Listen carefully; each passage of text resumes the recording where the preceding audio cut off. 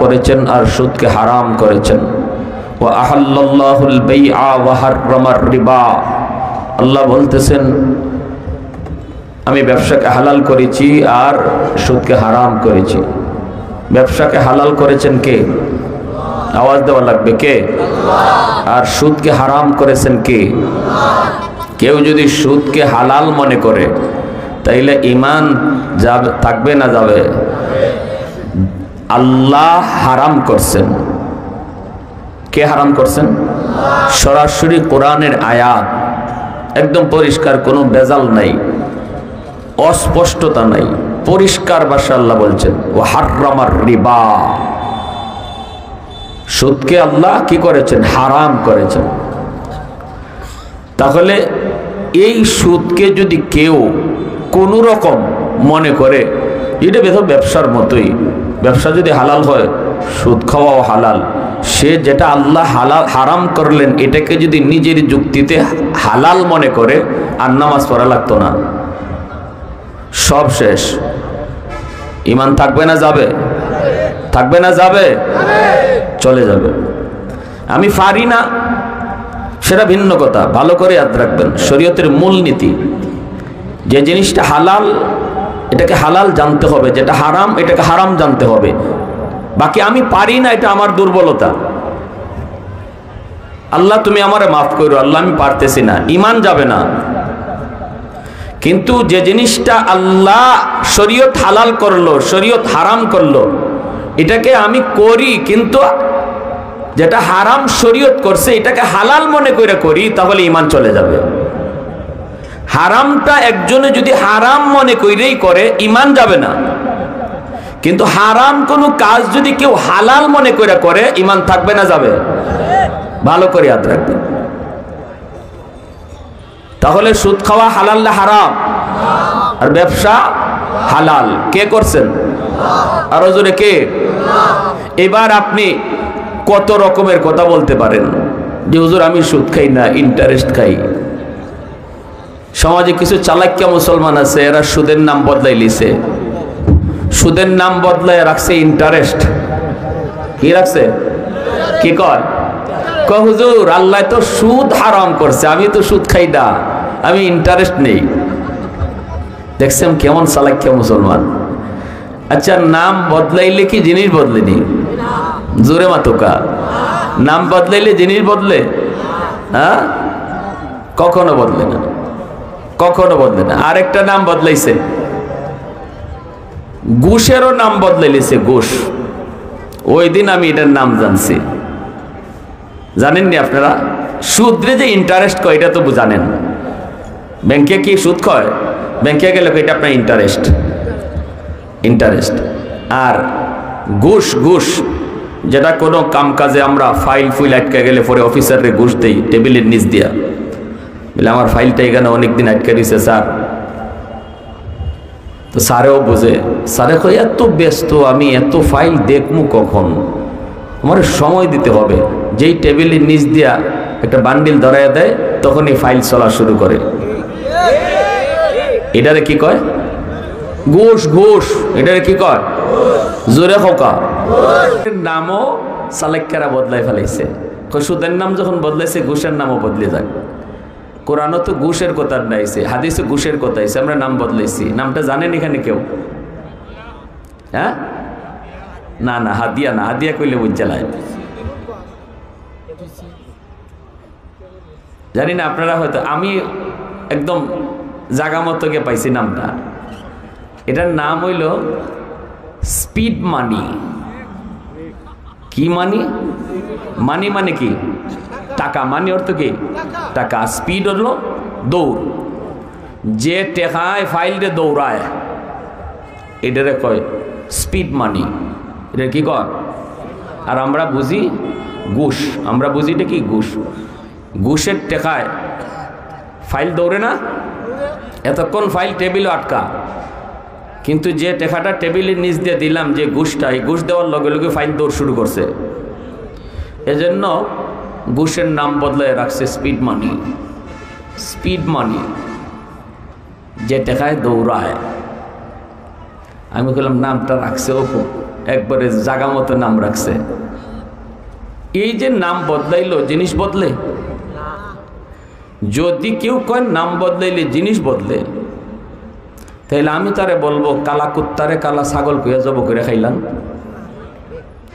এটা কালা কুত্তা জব করে খাইলিতেছে, আর একজনে কয় বেটা তুই কুত্তা জব করস কে? কয় কাটা কিছু কুত্তা, আমি নাম রাখছি ছাগল। হে কুত্তার নাম রাখছে কি ছাগল? কুত্তার নাম বদলে ছাগল রাখলে যেমন কুত্তা ছাগল হয় না, কুত্তা কুত্তই থাকে, কুকুর কুকুরই থাকে, ঠিক তেমনি ভাবে নাপাক জিনিসের নাম আপনি যতই বদলান জিনিস বদলে না, নাপাক নাপাকই থাকে। আওয়াজ দিয়ে এখন ঠিক কিনা? আমার ভাইরা বন্ধুরা, যুবক, সুদ কাকে বলে? সুদ আরবিতে বলে রিবা। আরবিতে কি বলে? রিবা। রিবা শব্দের শাব্দিক অর্থ হলো জিয়াদা, অতিরিক্ত, আর পারিভাষিক অর্থ হলো কুল্লু কারজিন জাররা নাফআন ফাহুয়া রিবা। কেউ যদি করজ দিয়া অল্প কিছু অতিরিক্ত নেয় এটা ওই সুদ। করজ দিয়া যদি অতিরিক্ত নেয় এটা ওই সুদ। এক হাদিস শরীফের ভিতরে এসেছে, করজ দেওয়ার পরে টাইম ছিল বৃহস্পতিবার, করজ পরিশোধ করার টাকা, এই টাকাটা বৃহস্পতিবারে সে দিতে পারলো না।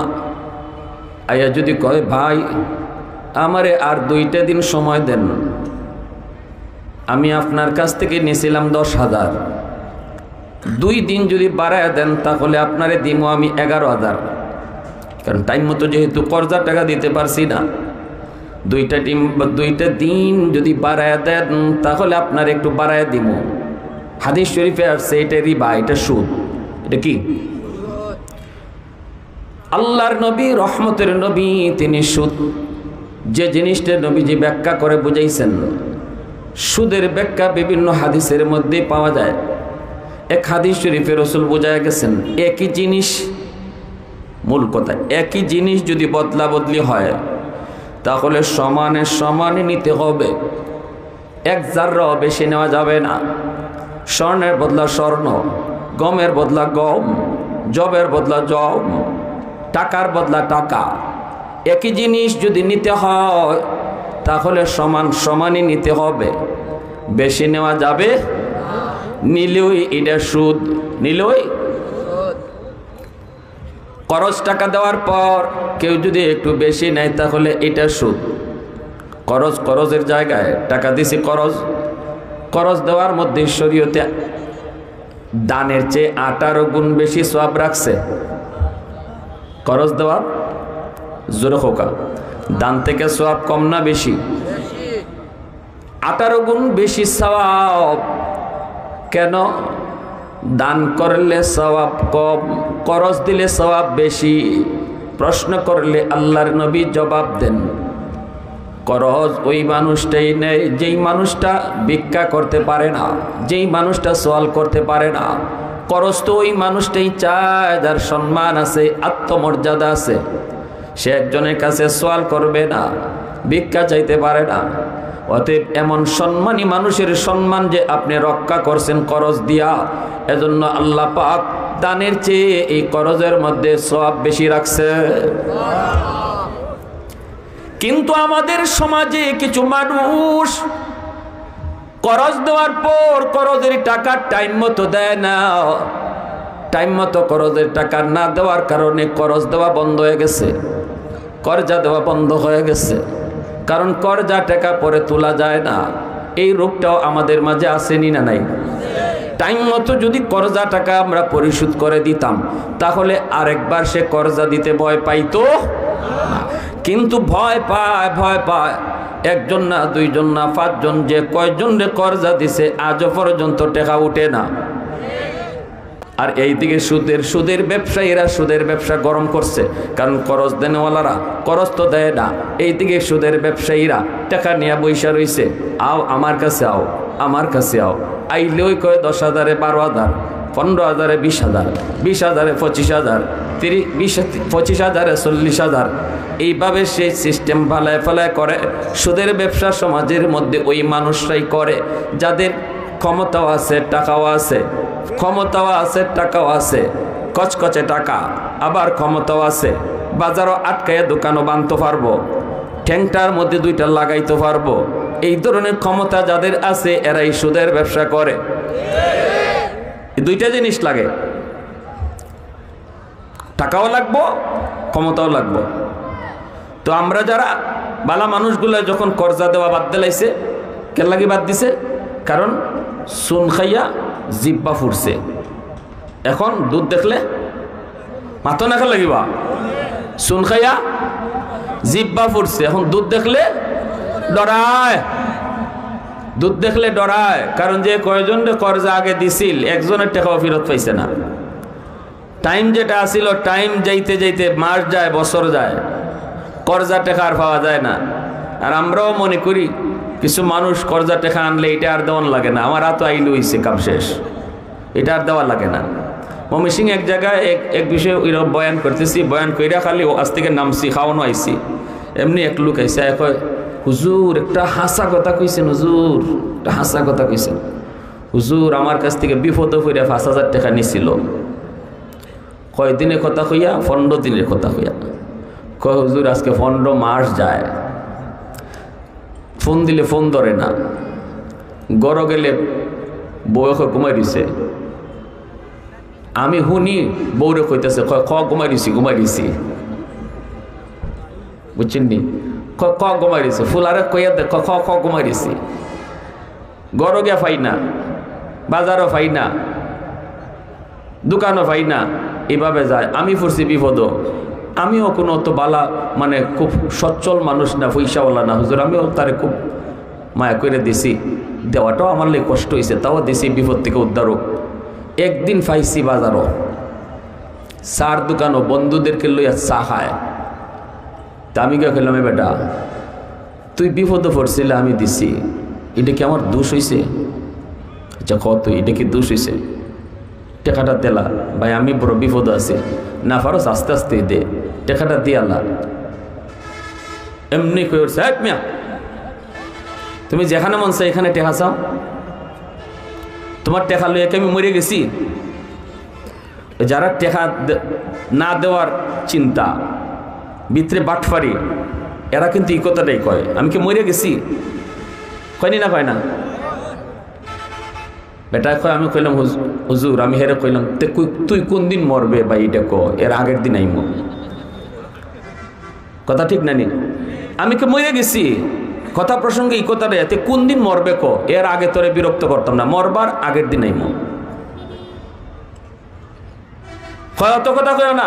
এখন বন্ধু বান্ধব এখানে চা খাইতেছে, আমার একটা ইজ্জত আছে মিয়া, সবার সামনে তুমি টাকা চাইতেছো, আমার একটা ইজ্জত আছে না? হয় ইজ্জত আছে ভাই, তোরে তো ফাই না কোনো কারণ, এখন কি করবো ক, আমিও তো বিপদ, দে না টাকাটা। এমনি হের দোস্তরা উঠছে, উঠতে ক, হ্যাঁ চরম অন্যায় করছো তুমি, তুমি তুমি তুমি টেকা পাও, তুমি তোমার মতো চাইবাই, আমরা এখানে 10 জন মানুষ একসাথে চা খাইতেছি, তার কাছে টেকা আছে, তার বেজ্জত করছো, এটার জরিমানা তোমার দিতে হইব। কয় হুজুর আমি পড়ছি বিপদ।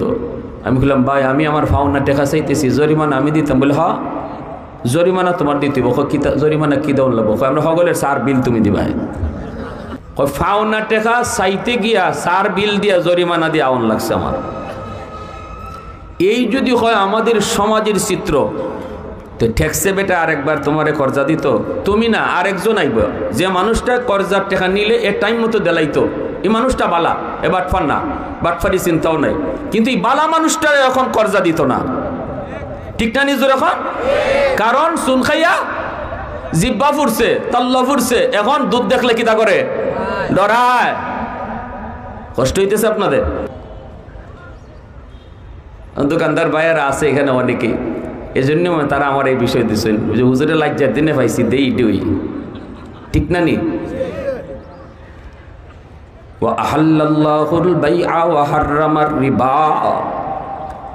এজন্য নাম যতই তুমি বদলাও কোনোদিন জিনিস বদলাবে না, নাম তুমি যতই বদলাও জিনিস কোনোদিন বদলে না। এজন্য যুবক সমাজে আজকে আমাদের সুদের ব্যবসা গরম, সুদের ব্যবসা বড় গরম। এক সময় সুদ খাইতো ধনীরা, এখন সুদ খায় গরিবেও। এক সময় সুদের ব্যবসা করতো পুরুষেরা, এখন সুদের ব্যবসা ম্যাডামেও করে। রিক্সাওয়ালার বউ সুদে টাকা লাগায়, ৫,০০০ টাকা আতো আইলে লাগাইলা জামাইয়া জানে না। বহু ম্যাডাম হলতে টাকা লাগাইছেন সুদে জামাইরে না জানাইয়া। জানি না দয়া আমির আছে কিনা, আমার নলেজে আছে, আমার কাছে নিউজগুলো আছে। এমন ফানিবাদ হইছে, এমন ফানিবাদ, সোজা কথা, সোজা বাংলা কথায়, সুদ খাওয়া, সুদের ব্যবসা, সুদের লেনদেন আমাদের সমাজ এখন ফানিবাদ হয়ে গেছে। এটার কেউ গুণই মনে করে না, হগলে খায় হগলে।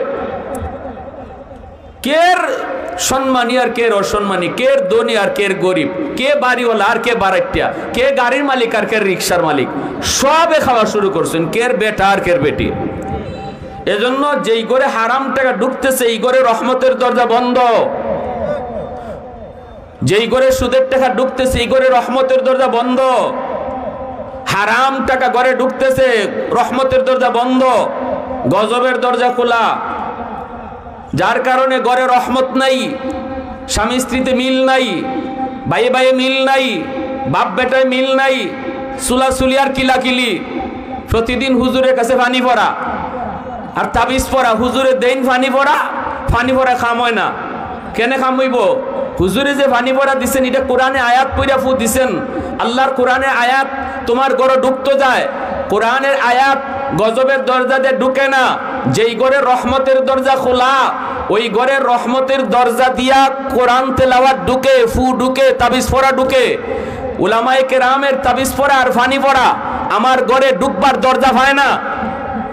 মাসুন না লাগে জোরে খোকা, আমার ঘরে ঢুকবার দরজাই পায় না, কারণ আমি রহমতের দরজা সিল মাইরা তো রাখছি, সিল মাইরা তো রাখছি। হারাম ঘরে ঢুকতেছে, ঘরের ভিতরে সুদের লেনদেন চলে। এখন দুশ হুজুরের দামির বাজার ইয়ে কইবা নাই রে, নাই নাই, আগের মে সবজি নাই। কি নাই? আগের মেসাব নাই। বলে কি আগের মেসাবে ফু আসিল ডাইরেক্ট অ্যাকশন। আর ওখানের হুজুররা কত ফু দিয়ে আনলাম, কত পানি পরে আনলাম, খাম হয় না, সুলাসুলি আরো বেশি হয়। আগে আমার মারতো দিনও একবার জামাই, এখন মারে 3 বার পানি পড়ার পরে। দোষ কিতা? সব হুজুরের। হুজুরের মোটেও দোষ না। আগের জমানার হুজুরদের ফানি পড়ায় কাম হইতো কেন? কারণ মুসলমানের ঘরে রহমতের দরজা খোলা ছিল, ঠিক কিনা জোরে এখন? অত সুদমুদ আমাদের আগের যুগের মা চাচিরা বাপ দাদারা এতটা চিনছে না, ঠিক কিনা জোরে এখন? আজকে যেই হারে চলছে, যেই হারে চলছে, গরফরি সাহেব শুনলাম ইরমও করছেন যে ফুকুরো ফু দিয়ে যেতে হুজুরে, ফুকুরো ফু দিয়া কইতা এখান থেকে পানি নেও, এখান থেকে মানুষে পানি নিত, খামই যেত, ঠিক না নিজুরে খোকা? আমার ভাইরা বন্ধুরা যুবক, এজন্য আমি বলতেছি শুনেন, মুসলমানের ঘরে আজকে সুদের ব্যবসা ওপেন হয়ে গেছে। এই সুদ হারাম করেছেন কে? সুদের যতগুলি অপরাধ, যতগুলি গুনাহ, আল্লাহর নবী রহমতের নবী বলেন ৭৩টা গুনাহ। সুদের সর্বনিম্ন গুনাহ হলো আইয়ান কি হাররাজুল উম্মা, আপন মারে বিয়া করা। নাউজুবিল্লাহ জুরে কোন কইতো মুখ দিয়ে বাইর হয় না, আমি সহজেই কথাটা কইতাম চাই না। হাদিস, আল্লাহ রসুলের হাদিস কন তো লাগে, কিন্তু এরপর আমার মুখ দিয়ে আয় না। আল্লাহ নবী কইছেন কারো রুচি যদি এমন হয় যে মারে বিয়া করতে পারে, হে যেন সুদ খায়। নাউজুবিল্লাহ জোরে এখন। তাও এটা সর্বনিম্ন, সর্বনিম্ন গুনাহ যদি এটা হয়, আপনারা কইন সর্বোচ্চ গুনাহটা কত বড়? সর্বনিম্ন গুনাহটাই আমরা মুখ দিয়ে বাইরিতাম পারি না, বাইর করতাম পারি না, গা শিহরে উঠে, শুনলেই মাথা হ্যাং মারে। কি কইছেন আল্লাহ রসুলে? আর সর্বোচ্চ গুনাহ কইছেন আল্লাহর সাথে যুদ্ধ।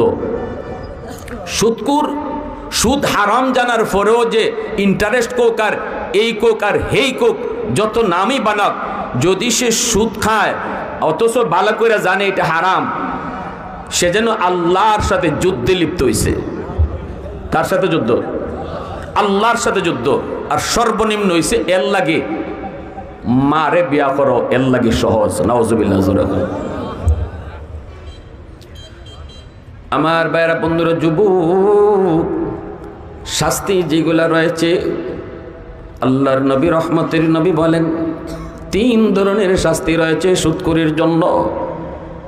1 নম্বর শাস্তি হলো কামা ইয়াকুবুল্লাযী ইয়াতাখাব্বাতুহু শাইতানু মিনাল মাস। সংক্ষেপে বলি, কারণ বিষয় দুইটা, একটা হলো সুদ আর একটা আবার ব্যবসা। ব্যবসা নিয়েও কিছু কথা বলতে হবে। 1 নম্বর সুদখোরের শাস্তি হলো কিয়ামতের ময়দানে সে জিনে ধরা রোগীর মতো উঠব। জিনে ধরা রোগী যেমন মাতাল হয়ে থাকে, হাসরের ময়দানে মানুষগুলি সুদখোরদেরকে দেখবে এরা মাতাল হয়ে গেছে। মাতাল কারণ দুনিয়ার জমিনও সে সুদের টাকা তুলবার লাগি মাতাল হয়ে যাইত।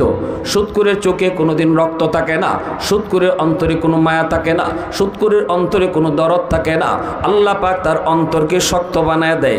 সুদখোরের কলিজা শক্ত হয়ে যায়, চোখে তার রক্ত থাকে না, মাতাল হয়ে যায়। টাইম মতো টাকা তোলার জন্য সে পাগল হয়ে যায়। দুনিয়ার জমিনে সুদের টাকা, হারাম টাকা তোলার জন্য যেই রকম হালত হইতো, হাসরের ময়দানে আল্লাহ পাক হাসরবাসীর সামনে সুদখোরকে এইভাবে উঠাইব, মাতলামি করব, ডানে একবার ফরব, বামে একবার ফরব। মানুষেরা কইব এ ইতা করে কেনে, মানুষেরা কইব ইতা করে কেনে, আরেকজনে কইব এ মার্কা মারা সুদখোর। জানোস না নি এ আমাদের দয়ামির বাজারের মার্কা মারা সুদখোর, এ আমাদের গ্রামের মার্কা মারা সুদখোর, এর বউও সুদ খাইতো, এ নিজেও সুদ খাইতো। এজন্য আল্লাহ তারা এই শাস্তির মধ্যে ফেলাইছে। 2 নম্বর সুদখোরের শাস্তি হলো মেরাজের রজনীতে আল্লাহর নবী বলেন জাহান্নাম যখন আমাকে দেখানো হয়, আমি দেখলাম কিছু মানুষ বুতুনুহুম কালবুয়ুত ফিহাল হাইয়াত তুরা মিন খারিজ বুতুনিহিম। একদল মানুষকে আমি দেখলাম তাদের পেটটা ঘরের মতো, এই পেটের ভিতরে সাপ ভরা, সাপে কিলবিল করে। পায়খানার রাস্তা দিয়া সাপ বের হয়, মুখ দিয়া সাপ বের হয়, নাকের ছিদ্র দিয়া সাপ বের হয়, বডির যতগুলি ছিদ্র সবগুলি ছিদ্র দিয়া সাপ বের হইতেছে রে যুবক।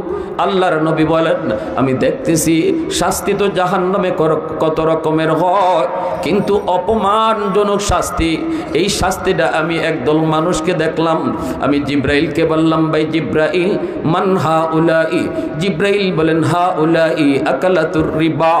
ওগো নবীজি, আল্লাহ নবী বলে জিব্রাইল এরা কারা, কি এদের পরিচয়? পেটের ভিতরে সাপ, বডির ছিদ্র দিয়া কিলবিল করে বের হইতেছে, এরা কারা, এদের পরিচয় কি একটু কও। জিব্রাইল আমিন কয় নবী গো, এরা আপনারই উম্মত, আপনার উম্মতের ভিতরে যারা সুদ খাইতো, সুদের লেনদেন করত। এর যুবক সুদখোর কয় দল জানোনি? সুদখোর কিন্তু একদল না, সুদখোর খালি একজন না, সুদখোর হইল 4 জন। নবীজি বলেন লাদা রাসূলুল্লাহ সাল্লাল্লাহু আলাইহি ওয়াসাল্লাম আকিলার রিবা ওয়া মুকিলাহু ওয়া কাতিবাহু ওয়া শাহিদাইহি আও কামা ক্বালা নবী আলাইহিস সালাতু ওয়াস সালাম। নবীজি বলেন আমি রাসূলের লানত কার উপরে কয় যে সুদ খায়, যে সুদের টাকা নেয়, যে সুদের লেনদেন লেখে, যে সুদের সাক্ষী হয়, এই 4 দল হইল সুদখোর। যে সুদ দেয়, যে সুদের টাকা আনে এও সুদখোর, যে আনে এও সুদখোর, যে সুদের সাক্ষী হয় এরাও সুদখোর, যে সুদের টাকা লেখা রাখে, লেনদেনটা লেখা রাখে, এরাও সুদখোর। এজন্য ব্যাংকে চাকরি করা ওলামায়ে কেরাম এটাকে জায়েজ বলেন না, কারণ সুদী ব্যাংকের ভিতরে যারা চাকরি করে এরা তো সুদের লেনদেনটাই লেখা রাখতেছে। অতএব লেখার কাজে যারা জড়িত এরাও নবী বলেন 4 দল সুদখোরের মধ্যে এরাও এক দল। নাউজুবিল্লাহ। সুদী ব্যাংকের ভিতরে চাকরি, কিতাবের ভিতরে লিখছেন শুধু দারোয়ানের চাকরিটাই জায়েজ, সুদী ব্যাংকের দারোয়ানের চাকরিটাই শুধু জায়েজ। আর সুদী ব্যাংকের ভিতরে ম্যানেজার বলেন আর যত পোস্ট বলেন, এই পোস্টগুলা শরীয়তে বৈধ বলে না, কারণ এরা লেখার কাজে জড়িত। এজন্যই রাসূল কইছে 4 দল হলো সুদখোর। এই 4 দলের মাথার উপরে আল্লাহর নবীর লানত। নাউজুবিল্লাহ, জোরে বলেন। যে সুদের টাকা দেয় এর মাথার উপর নবীর লানত, যে সুদের টাকা আনে এর উপর লানত, যে সুদের সাক্ষী হয় এর উপর লানত, যে সুদের লেনদেন লেখে এর উপর লানত। এজন্য মনে রাখবেন, যেখানে সুদের কথাবার্তা হইতেছে, সুদের টাকা একজনই দিব আর একজনই নিব। আপনি যদি কাছে থাকেন দয়া করে সাথে সাথে এখান থেকে সরে যাবেন। আপনি কানে যেন শুনছেনই না এমনভাবে থাকবেন যেন আপনাকে কোনো রকম সাক্ষী বানাইতো না পারে। আপনি যেন শুনছেনই না। সুদের কথাবার্তা যেখানে হয় এখান থেকে দূরে সরে যাবেন, চুপ করে সরে যাবেন এখান থেকে। আর এই মজলিসেই থাকবেন না, কারণ যে সুদের লেনদেনের কথা শুনতেছে, সাক্ষী হইতেছে, এও সুদ করে গণ্য হইতেছে। নবীজি বলেন, আমি দেখলাম ওই মানুষগুলির পেট ঘরের মতো হয়ে রয়েছে, আর পেটের ভিতরে সাপ পায়খানার রাস্তা দিয়া কিলবিল করে করে বের হয়। জিব্রাইল কি জিজ্ঞেস করলাম, ভাই জিব্রাইল এরা কারা গো? জিব্রাইল কয়, হা উলাই আকালাতুর রিবা, এরা আপনার উম্মতের ভিতরে যারা সুদখোর এরা। আল্লাহ নবী রহমতের নবী আফসোস করেছেন, হাসরের ময়দানে জাহান্নামে বিভিন্ন রকমের শাস্তি হইব। সুদখোরের এক প্রকারের শাস্তি হইল এদের পেটের ভিতরে সাপ থাকবো।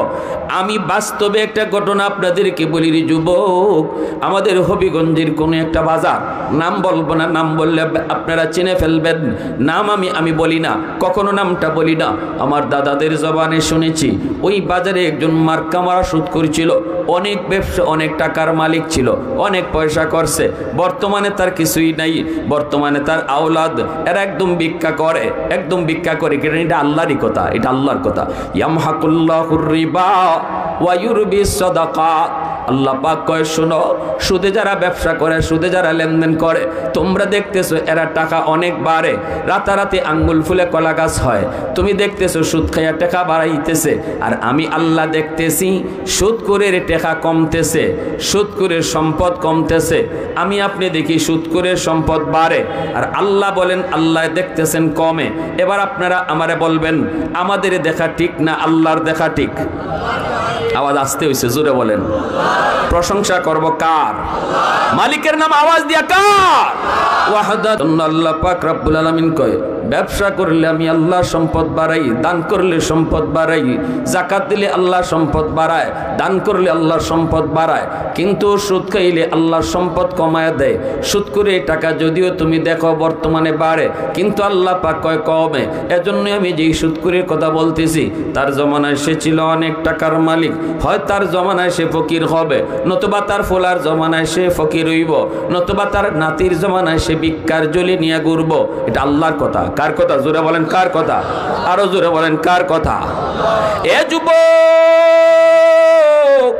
সুদখোর তার পরবর্তী জেনারেশন ভিক্ষার ঝুলি নিয়ে ঘুরবে, এটা আল্লাহ পাকের কথা রে, এটা আল্লাহ পাকের কথা। ওই সুদখোর সে অনেক বড় ব্যবসায়ী ছিল। শেষ সময়ে তার যখন মৃত্যু শয্যায় শায়িত, পেটটা এত বড় হয়ে গেছে, এই পেটটা এত বড় হয়ে গেছে, তখন সিলেটের আব্দুল খালিক ডাক্তার সাহেব জীবিত। খালিক ডাক্তার সাহেবের নাম অনেক মুরব্বীরাই জানেন, নিরাময় পলিক্লিনিকের মালিক ছিলেন তিনি। ইনার এখানে হাজির করা হয়েছে, নাম করা ডাক্তার ছিলেন সিলেটের, এনার কাছে হাজির করা হয়েছে। ইনি পরীক্ষা করেছেন, মেশিন লাগায় ইনি দূর দিয়া বের হয়ে আইছেন। আইসা বলতেছেন, তোমরা কারা গো? কারা তারে নিয়ে আইসো গো? কারা? আমরা নিয়ে আইসি। তাড়াতাড়ি আমার হাসপাতাল থেকে নিয়ে বের হও, কারণ আমার মেশিনে তার পেটের ভিতরে এমন এক সাপ ধরা পড়েছে গো, যে সাপ আমি জীবনে কোনোদিন দেখি নাই। এমন এক বিষাক্ত সাপ তার পেটের ভিতরে ধরা পড়েছে। এই সাপ আমার বের করার মতো ক্ষমতা আমার নাই, আমি পারবো না, তাড়াতাড়ি করে তোমরা নিয়ে বের হও। শেষ পর্যন্ত তারে নিয়ে যাওয়া হলো ভারতের মাদ্রাজ। এখানে নিয়ে চিকিৎসা করার পর ডাক্তাররা কই চিকিৎসা করা সম্ভব না। সিলেটের খালিক ডাক্তার যেটা কইছেন, আমাদের মেশিনও এটাই ধরা পড়ছে, এই সাপ বের করার মতো ক্ষমতা আমাদের নাই, তাড়াতাড়ি করে তোমরা নিয়ে যাও। শেষ পর্যন্ত তারে নিয়ে আনা হলো। পেটের মধ্যে সাপ লইয়ে লোকটা মারা গেল। এই অবস্থায় তারে কাফন দাফন করা হলো। আমার দাদারা কইছেন, খালি দাফনটা কইরে তারা কিছু দূর আইছেন, এমনি তারা কবরের মাটির চাপের আওয়াজ শুনতে পাইছেন। বাঁশের হাড়গুলা, বাঁশের কঞ্চিগুলা, বাঁশগুলা মরমর করে ভাঙতে শুরু করছে। নাউজুবিল্লাহ। এ আল্লাহর গোলাপ, আল্লাহ সব সময় দেখায় না, আল্লাহ মাঝে মাঝে দেখায়। আল্লাহ পাক সব সময় দেখায় না, কিন্তু মাঝে মাঝে আল্লাহ দেখায় তোমাকে আমাকে হুঁশ ফিরানোর জন্য। এই যুবক, আজকে তুমি সুদের টাকা দিয়া ঘরে ঢুকাইছো, এই সুদের টাকা দিয়া তুমি বউরে ফালতেছো, বাচ্চারে ফালতেছো, মারে ফালতেছো, সবাইরে ফালতেছো। কেউ কিন্তু তোমার এই হারাম কাজে শরিক হবে না, কেউ তোমার বিপদে সাহায্য করবে না, ঠিক কিনা জোরে বলো। কিয়ামতের ময়দানে তোমার সন্তান তোমার পরিচয় দিবে না। ইয়াউমা ইয়াফিরুল মারউ মিন আখিহি ওয়া উম্মিহি ওয়া আবিহি ওয়া সাহিবাতিহি ওয়া বানিহি। আল্লাহ নিজে কইছেন মায়ে সন্তানে পরিচয় দিত না, সন্তানে বাবার পরিচয় দিত না। এই কথা কইতো না, ও বাবা তুমি হারাম টাকা কামাইয়া আমাকে লেখাপড়া করাইছো, ঘর বানাই দিছো, আজ আমি তোমার কিছু পাপের অংশীদার হইলাম। এই কথাটা বাপেও কইতো না, ছেলেও কইতো না, বউও কইতো না। সুদখোর কত বড় কত বড় কত বড় আহমক, কত বড় আহমক হারাম করে, যারা হারাম কামাই করে, এই হারাম টাকা দিয়া সে ঘর বানাইছে। এই ঘরের মধ্যে সে কিন্তু একা থাকে না, একটা রুমের মধ্যে সে থাকে, আরো 5টা রুমের মধ্যে তার মা থাকে, ভাই থাকে, বোন থাকে, আত্মীয় স্বজন কতজন থাকে। কিন্তু মালিক হাসরের ময়দানে হারাম টাকা দিয়ে যেই ঘরটা বানানো হলো গো, এই পুরা ঘরের হিসাব নিব একজনের কাছ থেকে। বাকি যারা ছিল তারা ফাও ফাও থাকছে, তাদের হিসাব দেওয়া লাগবে না, হিসাব দিবে যে হারাম টাকা দিয়ে ঘর বানাইছে সে।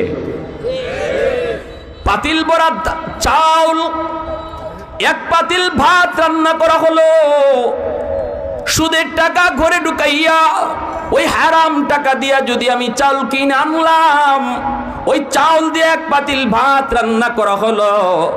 পাতিলের পুরা ভাত কিন্তু সুদ করে একা খায় না, সবাই খায়, 10 জনে খায়। কিন্তু আল্লাহ পাক 10 জনের কাছ থেকে পুরা পাতিলের হিসাব নিবেন না, হিসাব দেবে পুরা পাতিলের একজনে। 9 জনে খাইছে ফাও ফাও। এত বড় জিনিস একটু যদি নিজে নিজে ভাবি, খাইব সবে, বুক করব সবে, কিন্তু হিসাব দিতে হবে আমাকে, শাস্তি নিতে হবে শুধু আমাকে একা। এটা জানার পরেও যে হারাম টাকা ঘরে ঢুকাইয়া ঘর বানায় 10 জনে খাওয়ায়, এর মতো বোকা আল্লাহর জমিনে আর কেউ আসেনি। আওয়াজ দেয়া কও আসেনি। পরে দামির মাদ্রাসা বড় ভাই সুদের ব্যবসা করে, ছোট ভাই বুঝাইতেছে, ভাই এই কামো যাইও না ভাই, ভাই বাদ দিলাও ভাই, অনেক হইছে, তওবা করে বাদ দেও। কারণ সুদকুর যদি সুদ খাওয়া অবস্থায় মারা যায় তাইলে চিরস্থায়ী জাহান্নামী হয়ে যায়, কোনোদিন মুক্তি পাবে না তওবা করে যদি মাফ না চায়। ভাই মাফ করে, ভাই তুমি এটার থেকে বাদ দিয়ে দাও, বাদ দিয়ে দাও, তোমার বিপদে কিন্তু কেউ ফাঁসি আইতো না। বড় ভাই কসকে তুই এত কষ্ট কইরা রক্ত পানি কইরা আমি গরব সাজাইতেছি, খাওয়াইতেছি, আমার বিপদে কেউ ফাঁসে থাকতো না। কয় না, কয় যা যা তুই তোর ফরাত ফর গিয়া, এত জ্ঞান দিস না। ছোট ভাইয়া কয় তুমি দুনিয়াতেই পরীক্ষা করে দেখো, বিপদে পড়লে কয়জন তোমার পাশে দাঁড়ায়। হাসরের মাঠের চিত্রা বাদ দেও, হাসরের মাঠের বিপদ তো অনেক বড় বিপদ, দুনিয়ার বিপদ একটু টেস্ট করে দেখো। কয় কেমনে তুই টেস্ট করবে? ছোট ভাইয়া কয় আমি তোমার লইয়া যাই রিক্সায় করে বট গাছের তলে নিমু, আর তুমি মরে দিবাই। আসলে তুমি মরছো না, তুমি মরা মানুষের বান্দর ভাই, আর তোমারে আমি বাড়িতে লই আইমু। এর পরে তুমি খালি কানটা খোলা রাখো, কে কি কয় তুমি খালি শুনবাই, কতজন তোমার বিপদে কাছে আয়। বড় ভাইকে ঠিক আছে, মরা লাশ বানিয়ে লই আইছে। এই ছোট ভাই মাদ্রাসাত পড়ে তো খুব চালাক, মাদ্রাসা ছাত্রদের বুদ্ধি শুদ্ধি আসেনি না নাই? আমরা তো মনে করি মগা, না না না না, কোরআন হাদিস যারা পড়ে এদেরকে আল্লাহ আসমানি জমিনে জ্ঞান দেয়া রাখে, ঠিক কিনা জোরে এখন? আসমানি জমিনে জ্ঞান দেয়া রাখে। দাউদ আলাইহিস সালাম বিচার করে লিছেন, মহিলার আইয়া বিচার দিছে, খুব সুন্দরী নারী। হুজুর আমি সুন্দর দেখিয়া আমারে যে কি পরিমাণ ইপটিজিং করে, যন্ত্রণায় বাঁচি না, গিয়া বিচার দিলাম কাজীর কাছে, যার কাছে বিচার লয়ে গেছি হেও আমারে বিয়া করতে চায়। এর বিচার দিলাম এর উফরের কাজীর কাছে, যে আমি গেছি বিচারের লাগি, হেও আমার দিকে লুপ করে। উফরেটার দ্বারও গেছি, হিডাও আমারে বিয়া করতে চায়। হুজুর আমি এমন বিপদ আছি, আপনার কাছে আইছি, আমি বিচার চাই, তেন বিচার করবা। এই অবস্থায় দেখা যায় ওই যারা ইপটিজিং করতো এরা উল্টাইয়া বিচার দিছে। আপনার কাছে মহিলা বিচার দিছে, এই মহিলার চরিত্র ভালো না, এর চরিত্র ভালো না, এ কোনো মানুষ পছন্দ করে না, কারণ এ জিনা করে কুত্তার লগে, নাউজুবিল্লাহ জোরে হয়। মিথ্যা একটা অপবাদ দিয়ে দিছে কুত্তার লগে করে, কারণ এজন্য পুরুষ কেউ পছন্দ করে না। তো দাউদ নবী কোন পুরুষ মানুষ তো ইয়া কুত্তার লগে করে, এটা তোমরা অপবাদ দিছো। কয় না না, সাক্ষী আছে। সাক্ষীও কিনা লই আইছে। বাংলাদেশেও সাক্ষী কিনতে পাওয়া যায়নি, না যায় না? আদালত ফারাত সাক্ষী গুড়ে, আদালত ফারাত সাক্ষী গুড়ে। আপনি টেহা দিলেই সাক্ষী কিনে আনতে পারবা। ঘটনা ঘটছে শেরপুর, সাক্ষী দিব ফরিদপুরের লোকে, ঠিক কিনা জোরে ফোন। 500 টাকা দিলে এখন সাক্ষী কিনতে পাওয়া যায়। কত বড় কবিরা গুনাহ যেটা, শাহাদত জোর, মিথ্যা সাক্ষী দেওয়া। আল্লাহর দরবার এটার বিচার হইব। কিন্তু ওই বিচার এই এরা কয়েকজন সাক্ষীরও কিনে লই আইছে। সাক্ষীরা কহ আমরা দেখছি কুত্তার লগে করে। নাউজুবিল্লাহ জোরে এখন। এখন সাক্ষী প্রমাণের মাধ্যমে যখন এটা প্রমাণিত হয়ে গেছি গা, দাউদ আলাইহিস সালাম রায় দিলাইছেন মহিলার বিরুদ্ধে, অথচ মহিলা বলতেছে না। সুলাইমান আলাইহিস সালাম সুডো, দাউদ নবীর ছেলে সুলাইমান আলাইহিস সালাম আসমানি জমিনে জ্ঞান বুঝছেন কারে কয়। তিনি বলতেছেন আব্বা আমার কাছে একটু বেজাল বেজাল লাগতেছে, ছোটো মানুষের কাছে একটু বেজাল বেজাল লাগতেছে। বাবা কি করবো, সাক্ষী প্রমাণ তো একই কথা কইতেছে। আব্বা আমার একটু সময় দিন। যে 3 জন সাক্ষী আসছিল সুলাইমান ইসলামের 3 জনকে আলোক আলোক লয়ে গেছিল এক এক রুমও নিয়ে। এখন তুমি নিজের চোখে দেখছো কুত্তার লগে করে? বলে জি। কুত্তার রংটা কি জাতা ছিল কৌশল? এক খালা রমনিয়া, তুমি নিজের চোখে দেখছো? বলে হ দেখছি। কুত্তার রংটা কি জাতা ছিল? দলা। 3 নম্বর আরেকটা দেখুন, তুই আয় হেরে নিয়ে গেছি এই রুম, তুই দেখছ? বলে হ। রংটা কি জাতা ছিল? লাল। কিতা বুঝেন? দাউদ আলাইহিস সালাম আল্লাহর কাছে মাফ চাইছেন, আল্লাহ আমার ফুতে আজকে আমারে বাঁচাইছে। আল্লাহু আকবার জোরে হ।